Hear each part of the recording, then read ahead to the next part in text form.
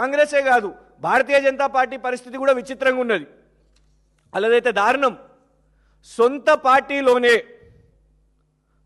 MP గారి మీద ఇంకొకళ్ళు వాళ్ళ పార్టీకి చెందిన ఎంపీ వాళ్ళ అంచర్లు పోస్టర్లు వేస్తున్న పరిస్థితి సొంత ఎంపీ మీదనే.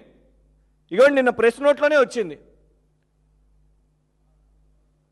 అంటే దేనికి ప్రతీకార రాజకీయాలు వాళ్ళు చేసుకుంటున్నారో మాకు తెలియదు. కానీ ఒకటి ఏంటంటే ఇందులో ఉన్న ఫస్ట్ పేరు బీజేపీ యొక్క మా కంటోన్మెంట్ బోర్డు మెంబర్.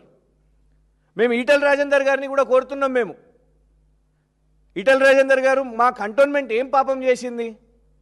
2015లో ఎన్నికలు అయితే ఇవాళ 2026 11 సంవత్సరాలు మాకు ఎన్నికలు కాకుండా మీ బీజేపీయే నామినేటెడ్ సభ్యులను వేసుకొని వాళ్ళు ఏంది పరిస్థితి అంటే అక్కడ ఉన్న ముగ్గురు మొన్నటి వరకు బోర్డు మెంబర్లుగా ఉన్న వాళ్ళు ముగ్గురు ఒకళ్ళ మీద ఒకళ్ళు ఇవాళ కొట్లాడుకుంటున్నారు.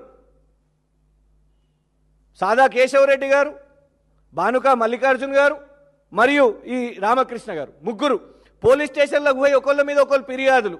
అది అక్కడ పార్టీ యొక్క పరిస్థితి. బీజేపీ పోస్టర్ల వారు నడుస్తున్నది, ఎఫ్ఐఆర్లు వేసుకుంటున్నారు, పోలీస్ ఫిర్యాదులు చేసుకుంటున్నారు. ప్రజలు ఏం పాపం చేశారు? కంటోన్మెంట్ ప్రజలు దయచేసి ఎన్నికలు పెట్టండి. ఈ పంచాయతీ ఎందుకు మాకు? ఇవాళ ఒకటే మేము చెప్పేది ఏంటంటే ఇట్లాంటి వాటి మీద కాకుండా మేము ప్రశ్నించగానే కొన్ని క్షణాల్లోనే కేసులు వేస్తున్నారు కదా, దీంతో మేమేదో ఆగిపోతామని కాదు. హిట్లర్ ప్రభుత్వాన్ని, హిట్లర్ రేవంత్ గారి ప్రభుత్వాన్ని డెఫినెట్గా ప్రశ్నిస్తాం.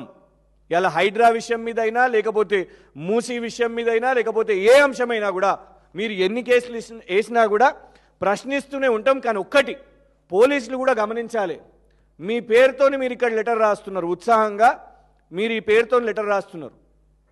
ఇది అందరూ కూడా గుర్తుపెట్టుకుంటారు, తెలంగాణ సమాజం గుర్తుపెట్టుకుంటుంది. మీరు వేసే ఇన్ని కేసులు 35, 36 కేసులు, 36 కేసు ఇన్ని కేసులు వేస్తుంటే ఖచ్చితంగా తెలంగాణ సమాజం కూడా ఇది గుర్తుపెట్టుకుంటుంది. హర్షవర్ధన్ గారు